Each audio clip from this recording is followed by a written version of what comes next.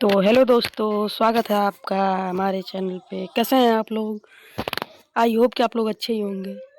तो मैं क्लास 6 की एनसीईआरटी पढ़ाने जा रही हूँ, जिसका नाम है पृथ्वी और हमारा आवास। पृथ्वी को तो सब लोग जानते ही हैं, और हमारा आवास मतलब हमारा घर। मतलब पृथ्वी हमारी क्या है? घर है, जिसको हम लोग देखेंगे। क्लास 6 की एनसीईआरटी एक एक चैप्टर करके डेली कंप्लीट करेंगे, और शाम को आपको ये वीडियो 7 बजे मिल जाएगी। वीडियो को लाइक और शेयर ज़रूर कीजिए। चैनल पे नए हैं तो सब्सक्राइब करना ना भूलिए।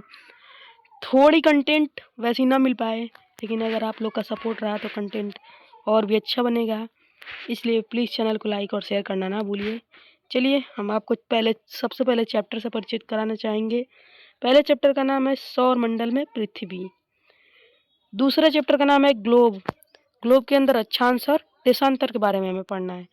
पृथ्वी की तीसरा चैप्टर है पृथ्वी की गतियाँ। मतलब पृथ्वी कैसे गति करती है, उसका क्या रूटीन है, कौन सा क्या परिक्रमण होता है, परिभ्रमण किसे कहते हैं, सब।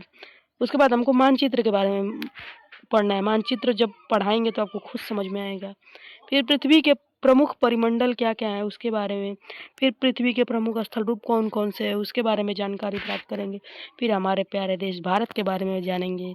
और लास्ट चैप्टर होगा भारत, जहाँ इसकी जलवायु कैसी है, वनस्पति यहाँ के कैसे हैं, वन्य जीव प्राणी कैसे हैं, सबके बारे में हम जानकारी प्राप्त करेंगे। तो चलिए वीडियो को शुरुआत करते हैं बिना देरी किए। पहला चैप्टर का नाम है सौर मंडल में पृथ्वी।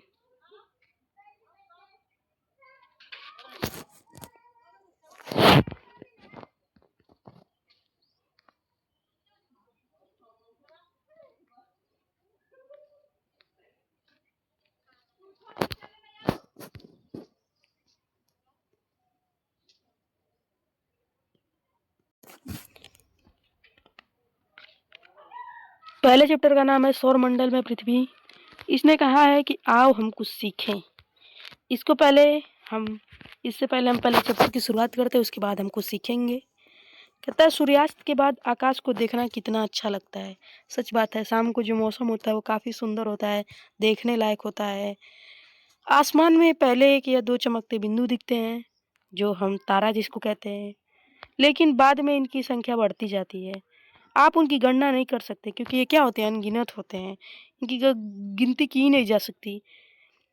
आप इनकी गणना नहीं कर सकते। संपूर्ण आकाश में छोटी छोटी चमकदार वस्तुओं से भर जाता है, जिसमें कुछ चमकीले होते हैं। सही बात है, कुछ चमकीले, कुछ धुंधले। ऐसा प्रतीत होता है मानो आकाश में हीरे जड़े हों। हीरा का रंग भी तो ऐसा ही होता है। इनमें से कुछ टिमटिमाटे प्रतीत होते हैं, जो कुछ आप लोग जुगनू देखे होंगे वैसे कुछ होते हैं, लेकिन जुगनू का कलर पीला होता है हल्का।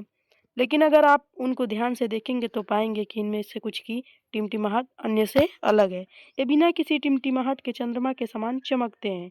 इन चमकीली वस्तुओं के साथ आप लगभग प्रतिदिन चंद्रमा को भी देखते हैं। सही बात है, रात में चंद्रमा जरूर दिखाई देता है। और एक समय होता है अमावस्या और पूर्णिमा, जिसके बारे में आगे पढ़ेंगे। यह अलग अलग समय पर अलग अलग आकार तथा अलग अलग स्थितियों में दिखाई देता है। आप पूर्ण चंद्र को लगभग 1 महीने में एक बार देख सकते हैं। पूर्ण चंद्र का मतलब होता है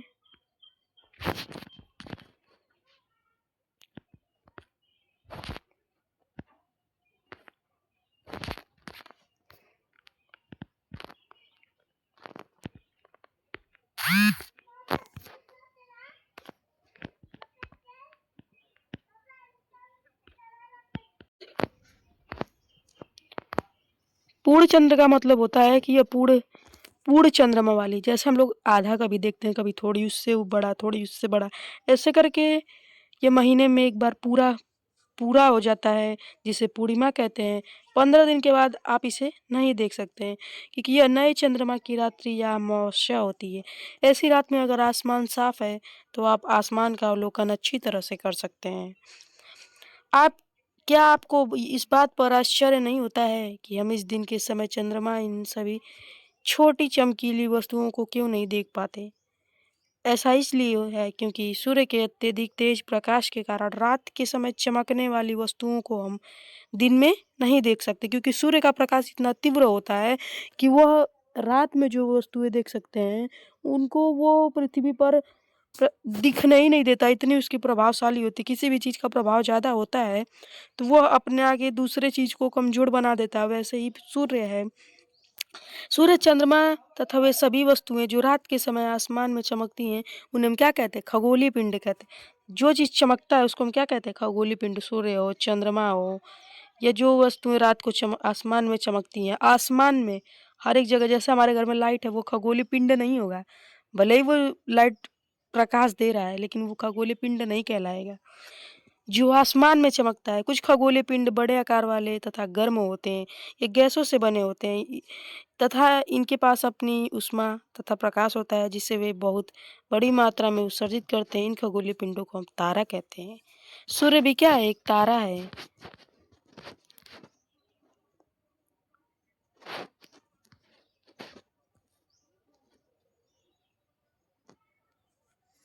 सूर्य भी एक तारा है। तो यहाँ पे कुछ एक छोटी बच्ची ने लिखा है कि आओ कुछ करके सीखें। आपको आवश्यकता होगी एक टार्च, जो मैंने बोला प्रकाश की, एक सादा कागज। आप एक कागज ले लीजिए, पेंसिल ले लीजिए और एक सुई। पहले चरण में कहता है कि कागज के मध्य, जो कागज का बीच वाला हिस्सा है, उसके मध्य में टार्च को इस प्रकार रखो कि कांच कागज से सटा रहे। कांच क्या हो? कागज से सटा रहे। उसके बाद अब टार्च के कांच के चारों ओर एक वृत्त खींचें। जहां से टार्च चलने वहां एक वृत्त खींचिए। कागज पर वृत्त के क्षेत्र में सुई को छोटे छोटे छेद करें। सुई का छोटा छोटा जब छेद करेंगे, अब कागज के छिद्रित वृत्तीय भाग को कांच के सामने की तरफ रखें। टार्च के चारों ओर कागज को लपेटकर रबर बैंड लगा दें। ध्यान रखें कि टार्च की स्विच कागज के बाहर रहे। अंधेरे कमरे में एक सादी दीवार की ओर मुंह करके इस टार्च को लेकर कुछ दूरी पर खड़े हो जाएं। दूसरी सभी बत्तियों को बुझा दें। अब टार्च की रोशनी को दीवार पर डालें। अब दीवार पर प्रकाश के अनेक छोटे छोटे बिंदु तो देखेंगे बिल्कुल वैसे ही जैसे रात के समय आसमान में तारे चमकते हैं। अब कमरे में सभी बत्तियों को जला दें। प्रकाश के सभी बिंदु लगभग अदृश्य हो जाएंगे। आप इसकी तुलना उस अमावस्या से कर सकते हैं जब रात्रि के समय आसमान में चमकने वाले तारे सूर्योदय के बाद अदृश्य हो जाते हैं। ठीक वैसे ही जैसे कि जिस चीज़ का प्रकाश अधिक रहेगा, वह चीज़ कमज़ोर चीज़ को वो दबा देती है। वैसे ही लाइट का अगर प्रकाश अधिक है और टॉर्च की प्रकाश तो कम होती है और उसमें छिद्र करके उसको और बंद कर दिया जाता है। वैसे ही वो बताया है। अब आगे चलते हैं। रात के समय चमकते हुए अनगिनत तारे सूर्य के समान ही हैं, लेकिन हमसे बहुत अधिक दूर होने के कारण हम लोग उसकी ऊष्मा या प्रकाश को महसूस नहीं करते हैं तथा वे अत्यंत छोटे दिखाई देते हैं। आपने अवश्य ध्यान दिया होगा कि कुछ दूरी से देखने पर सभी वस्तुएं दिखाई पड़ती हैं। अत्यधिक ऊंचाई पर उड़ रहा हवाई जहाज कितना छोटा दिखाई देता है। रात्रि में आसमान की ओर देखते समय आप तारों के विभिन्न समूहों द्वारा बनाई गई विविध आकृतियों को देख सकते हैं। ये क्या है? ये नक्षत्र मंडल कहलाते हैं। अर्सा मेजर या बिग बियर इस प्रकार एक नक्षत्र मंडल है जो बहुत आसानी से पहचान में वाला नक्षत्र मंडल है। स्मॉल बियर या सप्तऋषि, सप्तऋषि का मतलब होता है कि यह 7 तारों का समूह। आप लोग इस पॉइंट को नोट जरूर करिएगा क्योंकि बहुत ही खास पॉइंट है। सप्तऋषि का मतलब होता है 7।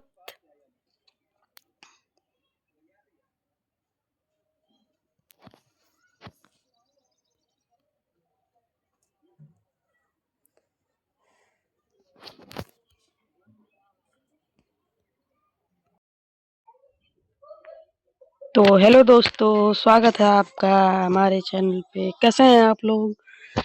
आई होप कि आप लोग अच्छे ही होंगे। तो मैं क्लास 6 की एनसीईआरटी पढ़ाने जा रही हूँ, जिसका नाम है पृथ्वी और हमारा आवास। पृथ्वी को तो सब लोग जानते ही हैं और हमारा आवास मतलब हमारा घर। मतलब पृथ्वी हमारी क्या है? घर है, जिसको हम लोग देखेंगे। क्लास 6 की एनसीईआरटी एक एक चैप्टर करके डेली कंप्लीट करेंगे। हर शाम को आपको ये वीडियो 7 बजे मिल जाएगी। वीडियो को लाइक और शेयर जरूर कीजिए। चैनल पे नए हैं तो सब्सक्राइब करना ना भूलिए। थोड़ी कंटेंट वैसी ना मिल पाए, लेकिन अगर आप लोग का सपोर्ट रहा तो कंटेंट और भी अच्छा बनेगा। इसलिए प्लीज़ चैनल को लाइक और शेयर करना ना भूलिए। चलिए हम आपको सबसे पहले चैप्टर से परिचित कराना चाहेंगे। पहले चैप्टर का नाम है सौर मंडल में पृथ्वी। दूसरे चैप्टर का नाम है ग्लोब। ग्लोब के अंदर अक्षांश और देशांतर के बारे में हमें पढ़ना है। पृथ्वी की तीसरा चैप्टर है पृथ्वी की गतियां, मतलब पृथ्वी कैसे गति करती है, उसका क्या रूटीन है, क्या परिक्रमण होता है, परिभ्रमण किसे कहते हैं, सब। उसके बाद हमको मानचित्र के बारे में पढ़ना है। मानचित्र जब पढ़ाएंगे तो आपको खुद समझ में आएगा। फिर पृथ्वी के प्रमुख परिमंडल क्या-क्या है उसके बारे में, फिर पृथ्वी के प्रमुख स्थल रूप कौन-कौन से हैं उसके बारे में जानकारी प्राप्त करेंगे। फिर हमारे प्यारे देश भारत के बारे में जानेंगे और लास्ट चैप्टर होगा भारत, जहाँ इसकी जलवायु कैसी है, वनस्पति यहाँ के कैसे हैं, वन्य जीव प्राणी कैसे हैं, सबके बारे में हम जानकारी प्राप्त करेंगे।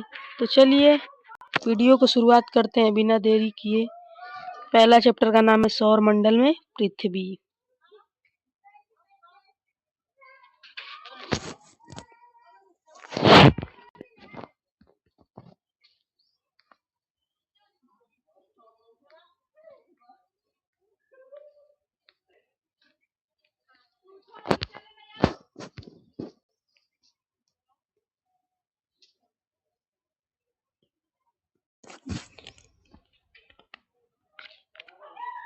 पहले चैप्टर का नाम है सौर मंडल में पृथ्वी।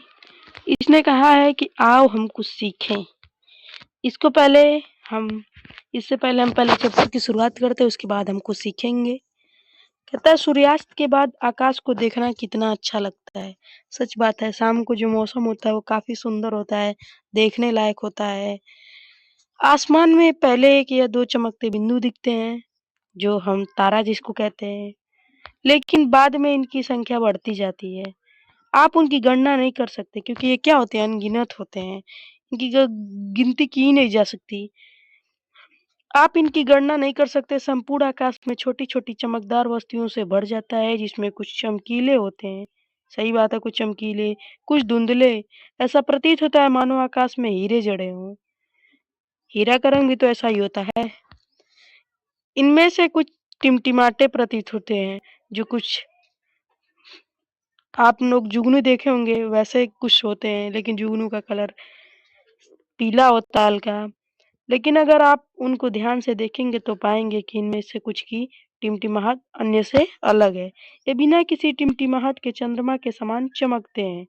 इन चमकीली वस्तुओं के साथ आप लगभग प्रतिदिन चंद्रमा को भी देखते हैं। सही बात है, रात में चंद्रमा जरूर दिखाई देता है। और एक समय होता है अमावस्या और पूर्णिमा, जिसके बारे में आगे पढ़ेंगे। यह अलग-अलग समय पर अलग-अलग आकार तथा अलग-अलग स्थितियों में दिखाई देता है। आप पूर्ण चंद्र को लगभग 1 महीने में 1 बार देख सकते हैं। पूर्ण चंद्र का मतलब होता है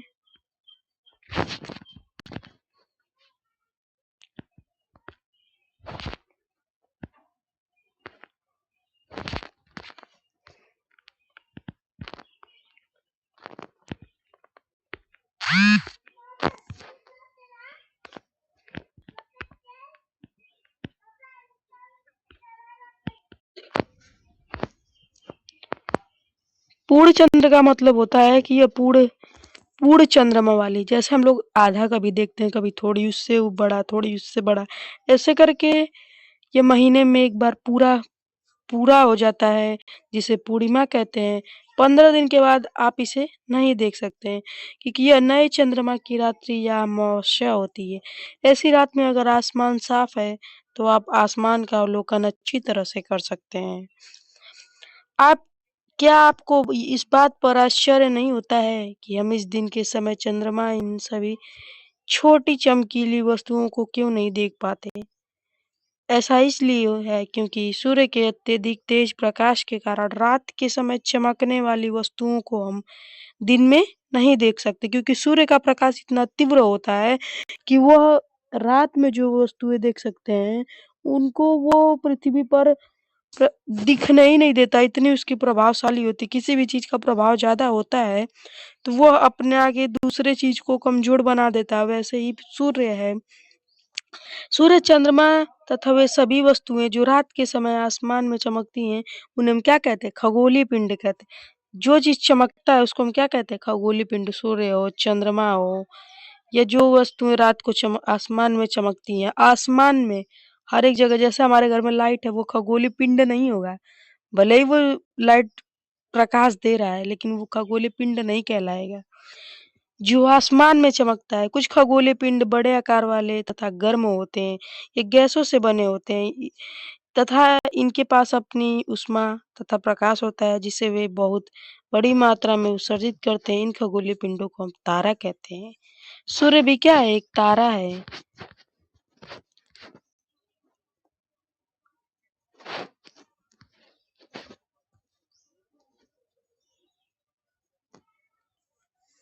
सूर्य भी एक तारा है।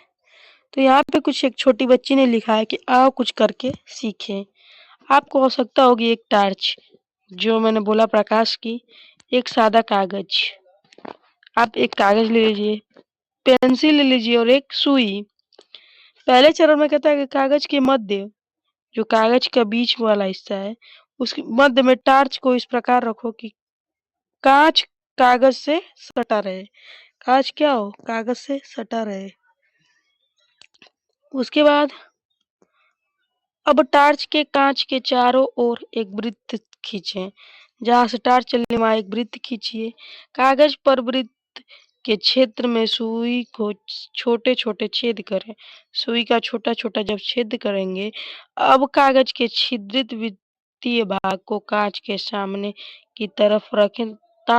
टार्च के चारों ओर कागज को लपेटकर रबर बैंड लगा दें। ध्यान रखें कि टार्च की स्विच कागज के बाहर रहे।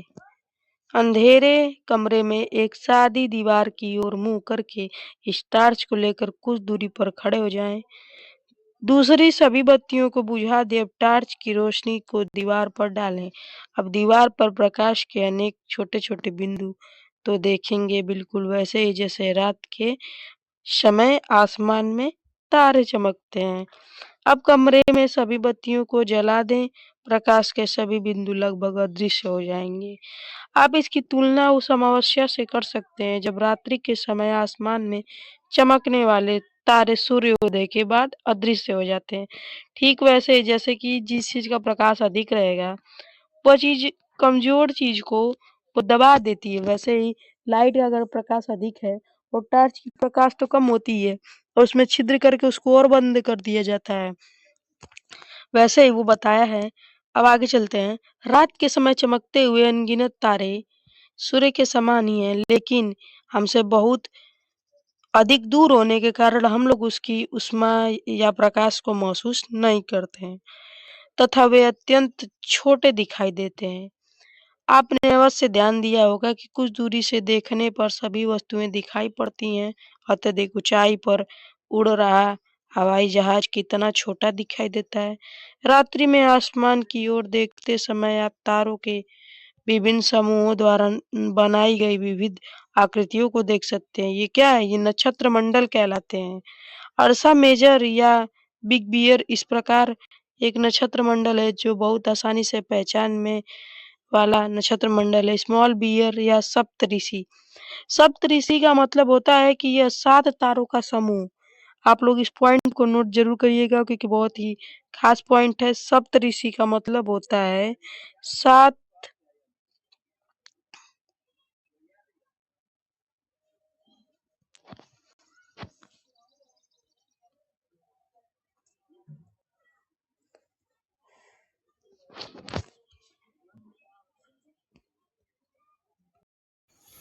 तो सप्तऋषि यानी 7 तारों का समूह। बहुत ही अच्छा है, दिया है। इसको आप चाहे तो क्वेश्चन कर सकते हैं। सप्तऋषि यानी 7 तारों का समूह। बहुत ही अच्छा चीज है, आप इसको ध्यान से नोट कर लें। और चलिए आगे चलते हैं। जो कि एक बड़े नक्षत्र मंडल अर्सा मेजर का भाग है। ये किसका भाग है? अर्सा मेजर। एक नक्षत्र मंडल है अर्सा मेजर, उसका भाग है। नक्षत्र मंडल का एक भाग है। यहाँ पे देखिए हम पॉइंट आउट करते जा रहे हैं। आप छोटा छोटा चाहेंगे तो नोट्स बना सकते हैं, जो कि पढ़ने में आसानी होती है दोबारा रिवीजन करने के लिए। आपको आसमान में और अधिक तारों, ग्रहों और तथा नक्षत्र मंडल को दिखाएं। प्राचीन समय में लोग रात्रि में दिशा का निर्धारण तारों की सहायता से करते थे। तारों की सहायता से उत्तरी तारा दक्षिण उत्तर दिशा को बताता है। इस तारा को हम क्या कहते हैं? ध्रुव तारा कहते हैं। उत्तर दिशा में जो तारा होता है उस तारे को हम क्या कहते हैं? ध्रुव तारा भी कहते हैं। पहले लोग ऐसे ही पता लगाते थे कि तारा किस दिशा में है, उससे दिशा का अनुमान पता चलता था। उत्तर में जो तारा होता था उसे ध्रुव तारा कहते थे। हम सप्तऋषि की सहायता से यानी 7 तारों के समूह से ध्रुव तारे की स्थिति को जान सकते हैं। चित्र में आप देखेंगे कि सप्तऋषि मंडल के संकेतक तारों को आपसे मिलाते हुए एक काल्पनिक रेखा खींची जाए और उसे आगे की ओर बढ़ाया जाए तो यह ध्रुव तारे की ओर इंगित करता है। यहाँ देखिए 7 ऋषियों का समूह है। यहाँ पे देखिए, यहाँ पे 7 तारे आपको दिख रहे होंगे जो कि एक दिशा को बता रहे हैं। ये पॉइंट आउट दिशा है, ये वाली हमारे लिए समझना काफ़ी बेहद आसान है। अगर आप कहीं 7 तारे देख रहे हैं, इससे पता चल सकता है आसानी से कि ध्रुव तारा कौन सा है और संकेतक तारा कौन सा है और दिशा कौन सी है। तो दिशा में जहाँ 7 तारे दिखते हैं वो हम अनुमान लगा सकते हैं या पता कर सकते हैं वो कौन सा तारा है, कौन सा दिशा है, उत्तर दिशा। आगे चलिए। कुछ खगोलीय पिंड में अपना प्रकाश और ऊष्मा नहीं होता है। कोई ऐसे भी कुछ खगोलीय पिंड है जिनका अपना स्वयं का प्रकाश नहीं होता है, वो दूसरे के प्रकाश से और दूसरे की ऊष्मा हैं। वे तारों के प्रकाश से प्रकाशित रहते हैं। ऐसे पिंड क्या कहलाते हैं? ग्रह। जैसे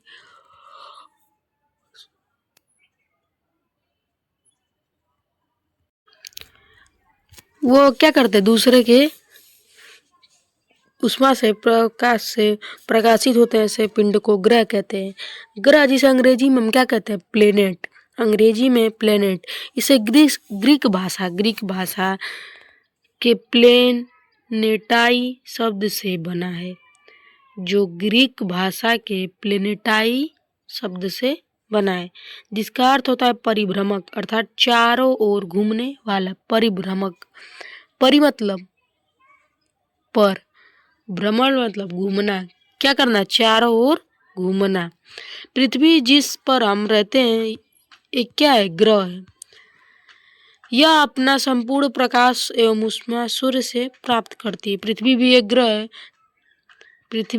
ग्रह है जिसका स्वयं का प्रकाश होता है? नहीं। वो किससे होती है? सूर्य के प्रकाश और ऊष्मा से प्राप्त करती है। जो पृथ्वी के सबसे नजदीक तारा है, जो पृथ्वी के सबसे बहुत दूर तारा है, जैसे चंद्रमा से देखने पर चंद्रमा की तरह चमकती हुई प्रतीत होती है। यहाँ पे कुछ ब्रैकेट में दिया है, जिसको देख लेते हैं। कुछ रोचक तथ्य है। बृहस्पति, शनि और यूरेनस के चारों ओर छल्ले हैं। ये छल्ले विभिन्न पदार्थों के संग के छोटे छोटे पिंडों से बनी पट्टियां हैं। पृथ्वी से इन छल्लों को शक्तिशाली दूरबीन की सहायता से देखा जा सकता है। यहाँ देखिए, यहाँ पे देखिए, ये यहाँ हमारा सूर्य है, यहाँ हमारा सूर्य है, फिर यहाँ पे बुध है, फिर यहाँ पे कुछ सबसे पहले सूर्य, फिर बुध, फिर आपका आ जाता है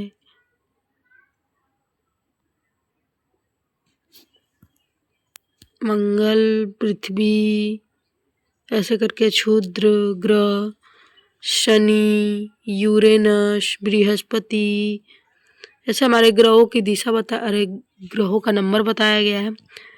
बुध जो है सूर्य के चारों ओर एक परिक्रमण कितने दिन में करता है? बुध जो है सूर्य का परिक्रमण 88 दिन में करता है। परिक्रमण करते हैं जो किसी के चारों ओर चक्कर लगाना, लेकिन घूर्णन जो होता है जो अपने अक्ष पर घूमता हो। जैसे सूर्य क्या है और बुध क्या है? बुध सूर्य के चारों ओर जो घूम रहा है उसका दिन होता है 88 दिन, और जो अपने अक्ष पर घूमता है उसका दिन होता है 59 दिन। शुक्र जो है वो सूर्य के चारों ओर 255 दिनों में एक परिक्रमण काल पूरा करता है, मतलब एक चक्कर लगाता है। जैसे हम मान लीजिए कोई जगह है, कोई पथ है, उस पे एक राउंड पूरा करते हैं, उसको सूर्य जो है 255 दिनों में पूरा करता है। और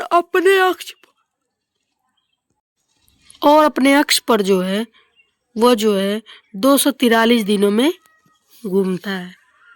सूर्य के जो पृथ्वी है वह सूर्य का जो परिक्रमण काल होता है वो 365 दिन होता है, वो 365 दिन में घूमती है और अपने अक्ष पे जो है एक दिन में पूरा होती है। मंगल जो है सूर्य के चारों ओर परिक्रमा कितने दिन में करता है? 687 दिन में। और अपने अक्ष पर कितने दिनों में? एक दिन में। बृहस्पति ऐसे ही है, सूर्य का परिक्रमण कितना दिन में? 11 साल। सबसे ज्यादा कौन टाइम लगाता है? बृहस्पति। 11 साल, 11 महीने और लगभग समझ लीजिए कि हम कह सकते हैं कि वो 12 साल लेती है सूर्य का एक चक्कर पूरा करने में। और अपने अक्ष पर घूर्णन वो 9 घंटे 56 मिनट करती है। इसके चंद्रमा की संख्या जो है 16 है।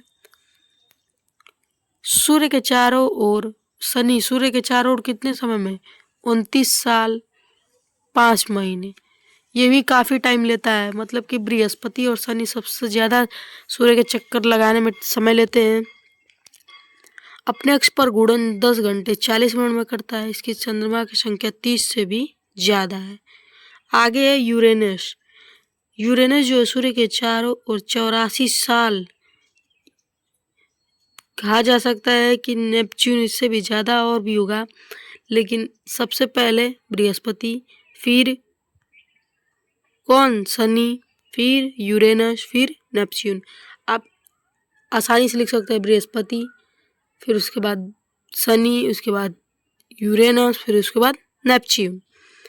तो ये जो है यूरेनस जो है अपने अक्ष पर 17 घंटे 14 मिनट में चक्कर पूरा करता है और इसके चंद्रमा की संख्या लगभग 17 है।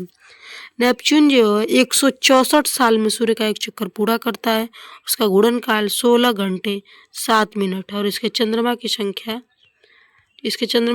कितनी है? 8 है। चलिए, यहाँ पे कुछ ब्रैकेट में लिखा है, कह रही है पौराणिक रोमन कहानियों में सोल किसको कहते हैं? सूर्य देवता को। सोल जो है सूर्य देवता को कहा जाता है। बहुत ही अच्छा है, इसको आप समझ सकते हैं आसानी से। सोल किसको कहा जाता है? सूर्य देवता को कहा जाता है। सौर का अर्थ होता है सूर्य से संबंधित, इसलिए सूर्य का परिवार सौर मंडल कहा जाता है। सौर का जो परिवार होता है, सूर्य का जो परिवार होता है, उसको हम क्या कहते हैं? सौर मंडल कहते हैं। सौर शब्द का उपयोग करते हुए और अधिक शब्दों को लिखें। ऐसे सौर का प्रयोग करते हुए आप 20 शब्द कम से कम लिखिए ताकि आपका अभ्यास हो। आसमान में दिखने वाला एक चंद्रमा क्या है? उपग्रह। यह हमारी पृथ्वी का सहचर है तथा इसके चारों ओर चक्कर लगाता है। ये पृथ्वी के क्या करता है? चारों ओर चक्कर लगाता है, चारों ओर घूमता है। हमारी पृथ्वी के समान 8 अन्य ग्रह हैं। हमारी पृथ्वी की तरह और भी 8 ग्रह हैं जो मैंने बताया उधर। बुध, शुक्र, शनि, पृथ्वी, नेपच्यून, यूरेनस, बृहस्पति, ये सब क्या है? ग्रह हैं जो सूर्य से प्रकाश एवं ऊष्मा प्राप्त करते हैं। उनमें से कुछ के पास अपने चंद्रमा भी है, कुछ के पास क्या है? अपने चंद्रमा है। सौर मंडल मतलब क्या होता है? जो सूर्य का परिवार है उसको हम क्या कहते हैं? सौर मंडल। सूर्य के कुल 8 ग्रह, उपग्रह तथा कुछ अन्य खगोलीय पिंड जैसे क्षुद्र ग्रह, उल्का पिंड मिलकर सौर मंडल का निर्माण होता है। उसे हम सौर परिवार का नाम देते हैं, जिसे मुखिया कौन है? सूर्य है। सूर्य के बारे में जानिए। सूर्य सौर मंडल का एक केंद्र में स्थित है। सूर्य कहाँ है? बीच में है। यह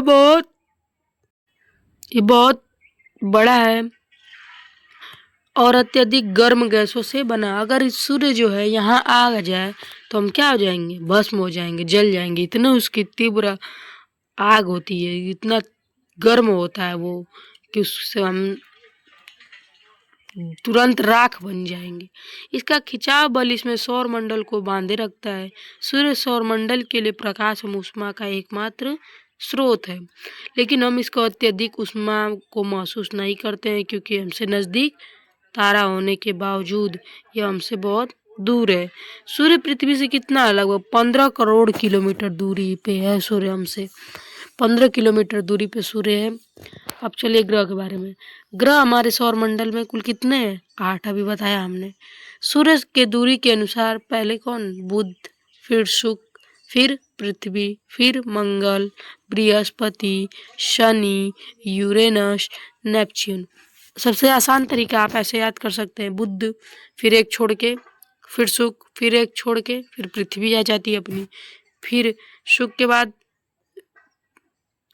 पृथ्वी कौन सा दिन पड़ता है?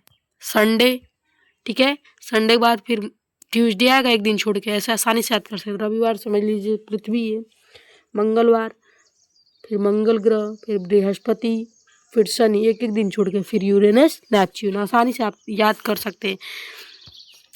सूर्य से उनकी दूरी के अनुसार अंग्रेजी से में ग्रहों के नाम याद रखने का आसान तरीका है। सबसे आसान तरीका है ग्रहों के नाम याद रखने का, my very efficient mother just served us nuts. My में म से ऐसे एकदम याद कर सकते हैं पूरा ग्रहों के बारे में आसानी से।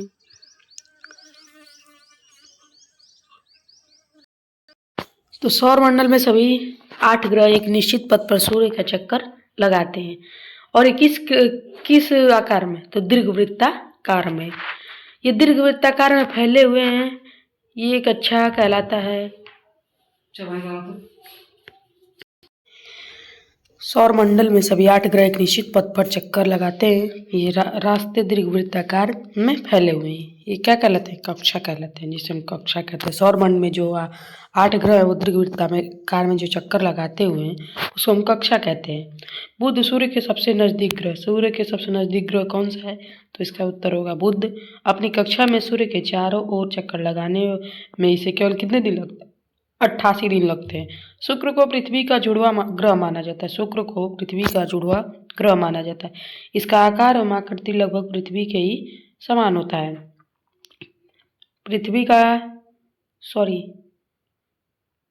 अभी तक प्लूटो भी एक ग्रह माना जाता है। प्लूटो क्या है? ग्रह माना जाता है, परंतु अंतर्राष्ट्रीय खगोलीय संगठन ने अपनी बैठक अगस्त 2006 में निर्णय लिया कि कुछ समय पहले खोजे गए अन्य खगोलीय पिंड 2023 में अल्ट्रावायलेट,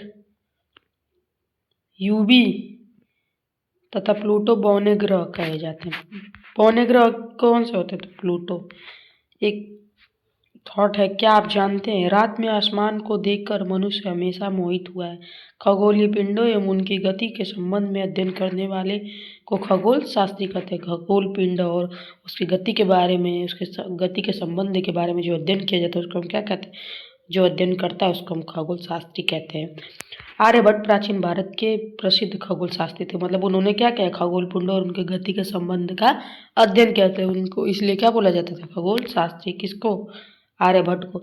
आज विश्व के सभी भागों में खगोलविद ब्रह्मांडों के रहस्य खोजने हैं। अब पृथ्वी क्या है? सूर्य से दूरी के हिसाब में पृथ्वी तीसरा ग्रह, आकार में यह 5वां सबसे बड़ा ग्रह। आकार में 5वां सबसे बड़ा ग्रह और सूर्य के हिसाब से तीसरा है। यह ध्रुवों के पास थोड़ी चपटी है। ध्रुव के पास ध्रुव जो होता है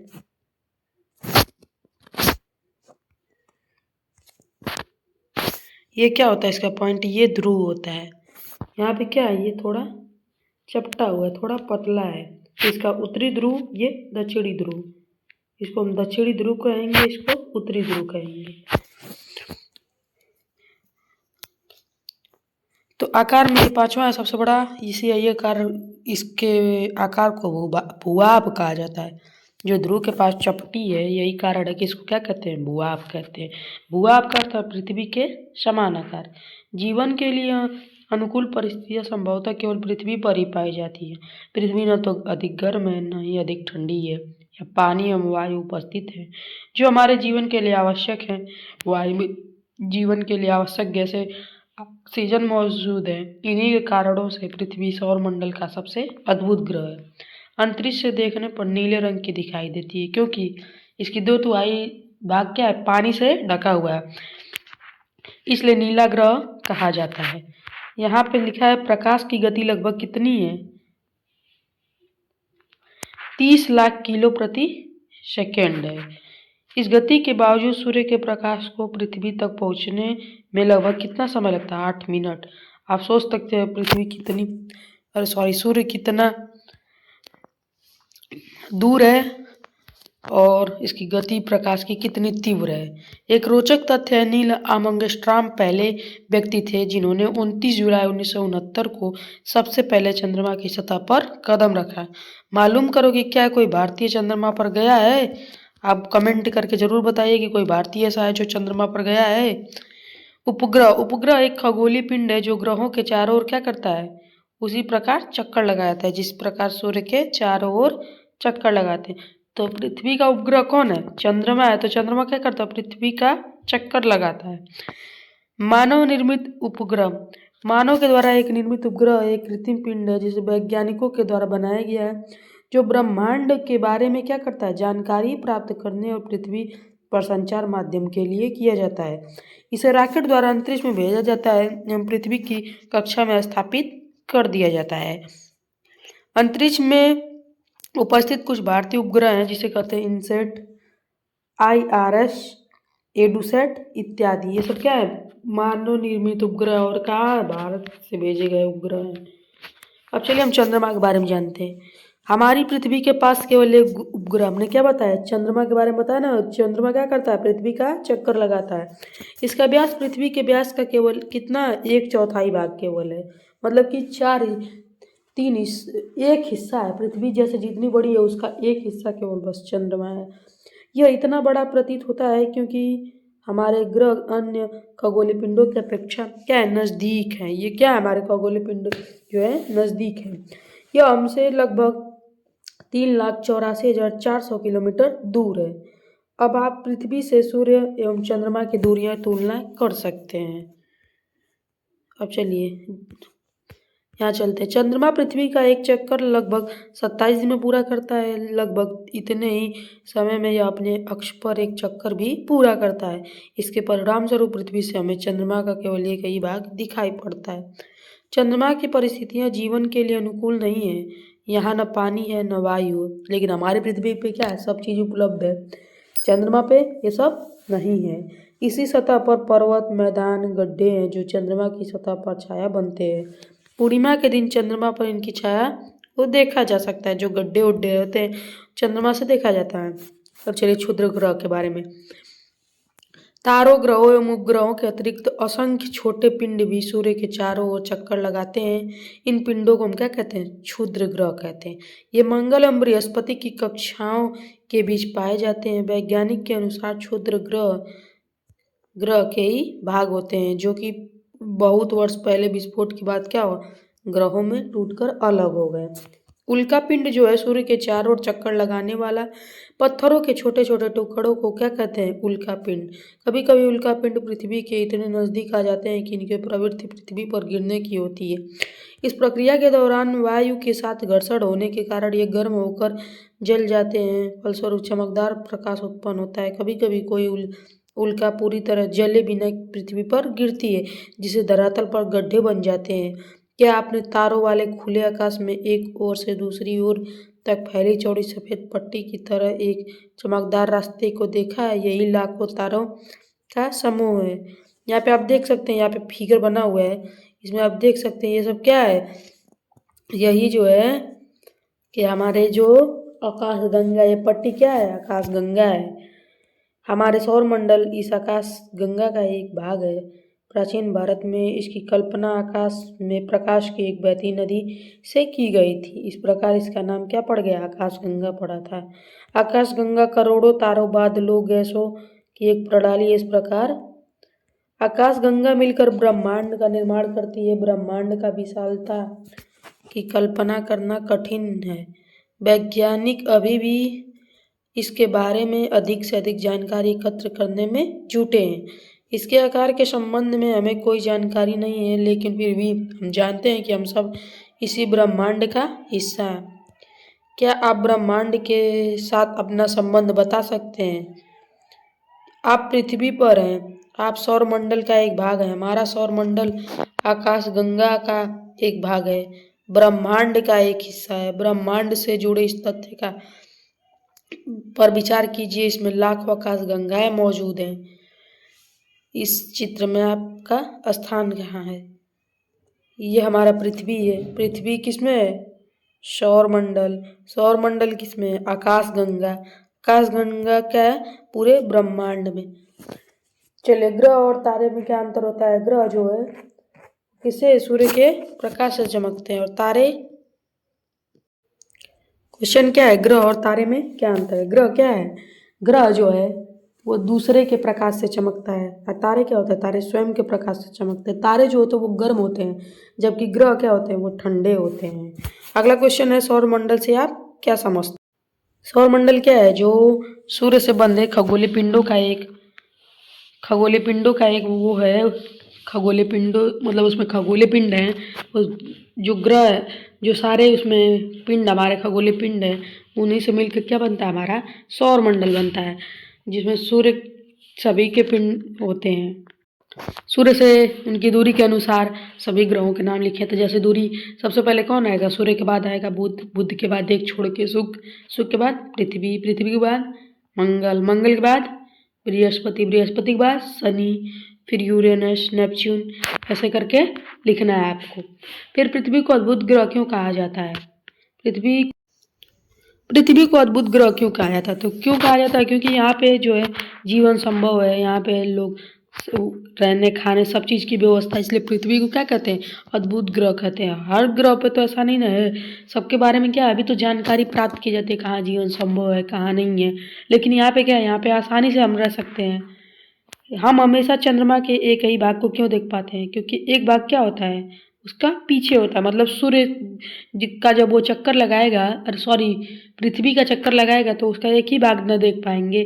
कि मान लीजिए कोई आप सिक्का लिए हैं, उसके ऊपर प्रकाश डाल रहे हैं, तो प्रकाश तो एक ही साइड न रहेगा, दूसरे साइड तो अंधेरा ही होगा। ऐसे हम चंद्रमा के केवल एक ही भाग को देख पाते हैं। किसका ये भी हो सकता है आंसर कि हम चंद्रमा को एक ही भाग क्यों देख पाते हैं? तो क्योंकि जितना समय ये चक्कर लगाने में लेता है उतना ही समय पृथ्वी लेता है। मतलब समान चक्कर के, मतलब समान तरीके से चक्कर लगाते हैं, इसलिए हम चंद्रमा का क्या है? केवल एक ही भाग देख पाते हैं। समान एक साथ चक्कर लगाते हैं, इसलिए हम ये क्या करते हैं? चंद्रमा का एक ही भाग देख पाते हैं। अगला क्वेश्चन है, ब्रह्मांड क्या है? ब्रह्मांड क्या है? ये सबसे इजी क्वेश्चन है, क्योंकि ब्रह्मांड में तो सारे क्या हैं? हमारे पृथ्वी, सूर्य, चंद्रमा, ग्रह, उपग्रह सब मिलकर क्या बनाते हैं? ब्रह्मांड बनाते हैं। अगला क्वेश्चन है, प्रश्न नंबर 2 कह रहा है कि किसी ग्रह को पृथ्वी के जुड़वा ग्रह के नाम से जाना जाता है। तो पृथ्वी का जुड़वा ग्रह कौन है? आप बताइए जरूर कमेंट में।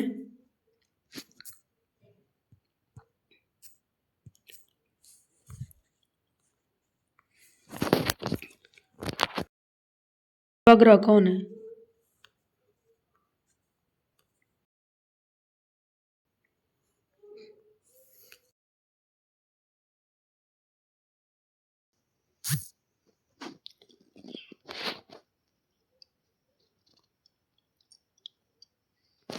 शुक्र।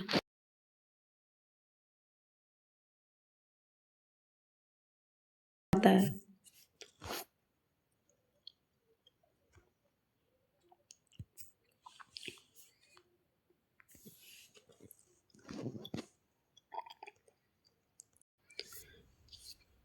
तो क्या करें, किस ग्रह को पृथ्वी के जुड़ा ग्रह के नाम से जाना जाता है? तो किसको? शुक्र को जो है सूर्य का जुड़वा, सॉरी, पृथ्वी के जुड़वा ग्रह के नाम से जाना जाता है। अगला क्वेश्चन कह रहा है कि सूर्य से तीसरा सबसे नजदीक ग्रह कौन सा है? तो सूर्य से हम बताए थे पहले कौन आता है? बुध, फिर शुक्र, फिर पृथ्वी। तो आंसर क्या होगा इसका? पृथ्वी। अगले नंबर पर चलते हैं, सभी ग्रह सूर्य के चारों ओर कौन से पथ पे चक्कर लगाते हैं? सभी ग्रह सूर्य के चारों ओर किस प्रकार चक्कर लगाते हैं? तो इसका आंसर होगा दीर्घवृत्ताकार। ध्रुव से किस दिशा का ज्ञान होता है? तो उत्तर। क्षुद्र ग्रह किन दो ग्रहों के बीच चक्कर लगाता है? तो मंगल और बृहस्पति। Option number B. तारा जो है, तारा एक समूह है जो विभिन्न प्रतिरूपों का निर्माण करता है, उसे हम क्या कहते हैं? तारा मंडल या नक्षत्र मंडल। अगला क्वेश्चन है, तारों की एक बहुत बड़ा प्रणाली को क्या कहा जाता है? तारों के एक बहुत बड़ी प्रणाली को क्या कहते हैं? हम आकाशगंगा कहते हैं। पृथ्वी के सबसे करीब शुक्र है। सूर्य से तीसरा नजदीक ग्रह कौन सा है? सूर्य से हमारा तीसरा नजदीक ग्रह जो है पृथ्वी है। ग्रहों के पास अपनी स्वयं की क्या होती है? मतलब प्रकाश नहीं होते हैं और प्रकाश और वो गर्म होती हैं। सॉरी, ग्रह के पास क्या है? अपनी स्वयं की प्रकाश नहीं होता और ऊर्जा नहीं होती है। यहाँ कह रहा है आपको सुख है। सौर मंडल का हमको क्या करना है? एक चार्ट बनाना है। छुट्टियों में एक तारामंडल को ले जाकर देखें, वहाँ अपने अनुभव की कक्षा बताएं। पृथ्वी में सौर मंडल। चलिए, चैप्टर कंप्लीट हुआ। मिलते हैं नेक्स्ट चैप्टर में। अगला चैप्टर होगा आपका 2, जो कि कल देखा जाएगा। वीडियो पसंद आया तो वीडियो को लाइक करें, शेयर करें, चैनल को सब्सक्राइब करना ना भूलें। थोड़ा वक्त लगेगा। इसी के साथ मैं एक थॉट सुनाना चाहूँगी। सफ़र में धूप तो होगी, सफ़र में धूप तो होगी ही, चल सको तो चलो, सभी हैं भीड़ में, तुम भी निकल सको तो चलो।